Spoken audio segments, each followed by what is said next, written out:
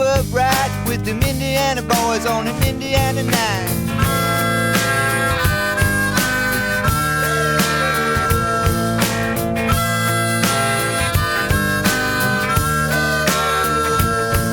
Well, she moved down here at the age of 18. She blew the boys away, it was more than they'd seen. I was introduced and we both started grooving. She said, I dig you, baby, but I got to keep moving on. Keep moving on.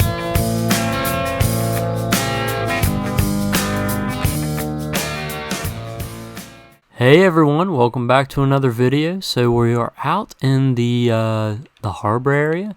I hope that you all enjoyed the world tour. It was a long one. I think it was like an hour and 6 minutes, which is incredibly long for one of my videos, considering most of these, I guess, episodes are like 10 minutes or so. And so if this is your first time like watching one of the episodes, the Rayor updates, and you came from the world tour, I just wanted to say welcome to Jark. It's a pretty cool place, I think at least. Hopefully you all think so as well. And I do Rayor updates on this every Saturday. I release a video. So today is, of course, back on Rayor's schedule. And so you can see off in the distance, there is another pirate ship coming in here. And so I kind of talked about in the last episode that I wanted to start working a little bit more on this beach area. And of course, the harbor is pretty much completed, but I really want to work on the ocean and the beach area. And along with that, there was a couple things that I didn't get to, well, if that makes any sense, I didn't get to in the world tour, and so I wanted to show you all that. And one of those is the vacation island, which is something really cool that I've worked on. So we'll get to that here in a second, but I wanted to show you all this this boat out here. And so kind of the idea with it was I wanted this to make it look like an active and working shipping harbor. So this is the active fleet that's going on here, and so because of part of this fleet, this is one of the ships that is being added to it, and they look pretty similar, of course, because they are part of a fleet, and most of the ships in a fleet will be similar looking and have similar functions. And so these two, one of them is the pirate ship, one of them is the junk hauler here, just exporting and importing random stuff. And then we have, well, we'll get to it here in a second, but let's go on out here. We have this new ship, and it is a huge one because it is carrying around a lot of cargo. Let's go ahead and hop up here. And not only did I build this ship over here, but I also dug out a huge area of this ocean. See, this is not really exactly a full-blown ocean. This was kind of like ocean/swamp mixture, and so a lot of it was like 1 block deep. So I've had to take out a ton of dirt, and there's still a lot more to go taking out here to make this into like a full-blown ocean. Oh, here's some items that I need to pick up. But I'll get to that kind of in between videos as I go. Same thing with like the mountain project, always kind of working on that, expanding that. And most of y'all probably haven't seen it from this view, but it looks pretty cool off in the distance. You can see just the scale of the mountain and how many blocks I have to place to build these custom ranges through there. But let's go ahead up here on the ship. The sails are currently up because it's supposed to be docked, but or not docked, but like tied off and anchored. And I didn't put the anchor in yet because I still have a lot of this to dig out, but like I said, it takes me a long time, so I'm going to be working on that. But we come on up here and we can see instantly this is called the Barf vessel, which is just a great name for a ship, I must say, the Barf vessel. And that's called that for a very good reason. This ship is hauling in wool, and not just wool, but all these multicolored and I guess different designed wool and clothing and fabric, and this is bringing looks like it's kind of bringing it into the city here, and this will bring in and ship out these different wools and things like that. And so Jark doesn't exactly have very much dye, so what they do is they will have one of these ships pick up a bunch of wool from the sheep farm over there, and then they will export it out to another country or something like that to dye the wool, and then they will bring it back here, and Jark can use that for clothing and stuff. And that's exactly what this is. So this ship is bringing back a bunch of dyed wool so that the city can make clothing and stuff, which is pretty cool. But the reason this is called the Barf vessel is if you're riding along in the open ocean with all these waves and you're constantly looking at all these colors and stuff like that going up and down, you probably would make you a little bit more seasick, so hence the name. But I love this ship design. I think it's really cool. We've just kind of got, you know, all the sails, a lot of the rigging coming through here. I try to make it as structural as possible. I don't know a ton of stuff about shipbuilding, but I try to make it look like it's structural at least. And so we've got kind of the main deck here, and then you can go up to the captain's area where they steer the ship, and you can ring the bell if you're under attack. You can climb up these to go up to the top of the mast, and we've got like a crow's nest. So from the crow's nest you can see just how high this is. Got a lot of work to do to clear all that to get to the ocean, but pretty cool view from up here. And then we can go below deck. We're just gonna hop down. So you can go below deck. This is just like a storage area, just a lot of miscellaneous storage under here, and ship items. And we can go on down further. We've just got a hallway through here. First door is the mess hall, or the kitchen. So we've got a dining room area where the crew can sit and eat. Got some paintings. This is the actual kitchen, making some meat, I see. Got the sink. No barf in the trash can. Yeah, on the barf vessel, there's designated places to barf, and it's not this trash can.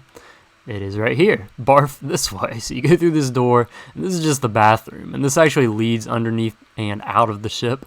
And this is another way to enter and exit the ship if you need to. Could you imagine like your ship is sinking and you have to exit through the toilet? Yeah, probably not good. And then you can come through here and go to the bunks. This is just standard bunks here. And the sign says shh, because you're supposed to be quiet here. Nothing too special, just got some like books and things, and a couple places for the crew to sleep. And then over here, this is just miscellaneous storage for more wool and different items down here below deck. So yeah, that's the ship. Nothing too special, but I think it's a pretty cool addition to the world here for sure. And I actually plan on having a couple more ships lining the ocean shores as we continue to expand out that way. So I guess now let's go ahead and do a cut, and I'll show you the okay, after a long journey I finally made it to the vacation island. And I'm sorry it's dark, you know, it would probably look better during the day, but it is what it is. It was a long journey. So you can actually take a boat all the way here.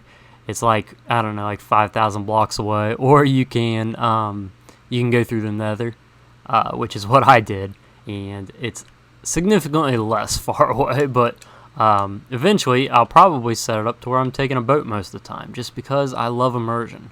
But this is what this is. This is so like a kind of like a pirate outpost turned into a vacation island, because of course the pirates need a way to make income other than just pirating. So that's what this is. It's kind of like a pirate fortress island turned into a vacation area. So no, it's mostly just for the pirates to come and relax at. But we've got this nice little bridge here. You can come into this cave. This is like where my storage item is. We got a map. The reason I found this island was actually because there was a buried treasure there. So this is the original treasure map, which is really cool. So it shows the X here, and we'll go to the actual treasure chest. So yeah, pretty cool little cave. We got like a little bar down here, so you can get some drinks and stuff, and sit, relax, watch the beach and the ocean, and the waves come in. We've got some lounge chairs for the pirates after a long day on the sea. This is just a place to dock the boats, so more of the civilian boats right out here, because you don't want to just see pirate ships all the time. And then this is kind of like a little bit of my rock work design, and I really like it. It makes it seem like a pretty cool like island, like real rocky and stuff up here, and weathered over the years. And we just have just some mixed vegetation in here, so you can take this path up, and you go up to the top here, and it's like a really jungly dense area. You can hop down on this, and there's like these different tiers, which I think is really cool. different stair-step tiers of vegetation.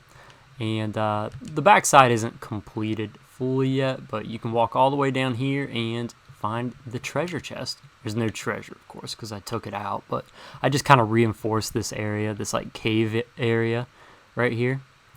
Climb all the way back up here, and this path will take you over to the outlook tower. So let's climb through here. Yep, the outlook tower up here, so you can just you can go all the way up here to the top, and from here you'll be able to see like any enemy pirates that are coming in. So that's not good. I've got some coral over there blocking or marking where a reef is, so I can go and farm some of that, but just a nice view from up here. And then you can actually go below, and this will take you to the pirate harbor area, and where I'm going to build another pirate ship out here. So they park back in the back because no one wants to come to a vacation island and see a pirate ship. So that's kind of what's going on here. And a lot more to do in this area, but I figured I'd go ahead and introduce you to this, and maybe in some other episodes I'll introduce you guys and show you guys just some of the other little builds that I have scattered throughout the world. But this is something that I'll continue working on, and just as I get inspiration for it, I come over here and just do some work, and I treat it kind of like a vacation from the regular world anyways. And yeah, so without further ado, let's go ahead and get into the lore a little bit, right where we left off in episode 49. In the year 5102, Nedward Fleam began his kingship after a hard-fought election campaign. Hard-fought may be a slight exaggeration because he was the only candidate. In fact, most everyone was in great fear of the red flag zombified. Because the red flag zombified the last king, no one would dare oppose Tibbert Shortleg's newly approved candidate, given the consequences. Of course, many thought Shortlegs himself would run for the office, but instead he wanted to stay out of politics to focus on his research. However true that may be, the newly elected King Fleam would turn out to be a mere puppet for the Red Flag's mission going forward anyways. Despite the magnitude of this election, little thought was given to it though. Instead, Tibbert Shortleg's daring words he said at the unveiling party filled the minds of Catalogero citizens.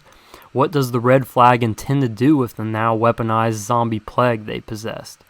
Would it be used on dissenting citizens, on political enemies, or rather far-off foreign powers ready to wage war?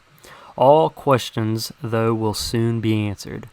Once again, I struggled through reading my own writings, but that's what happens when you can't spell anything and write poorly. But hopefully you all got the gist of that, and the aftermath of the king's death. Got a new king, so we'll see where that takes us. But yeah, thank you all for watching the video. I hope you enjoyed it, and yeah, I'll see you all in the next one. Last dance with Mary Jane, one more time to kill the pain.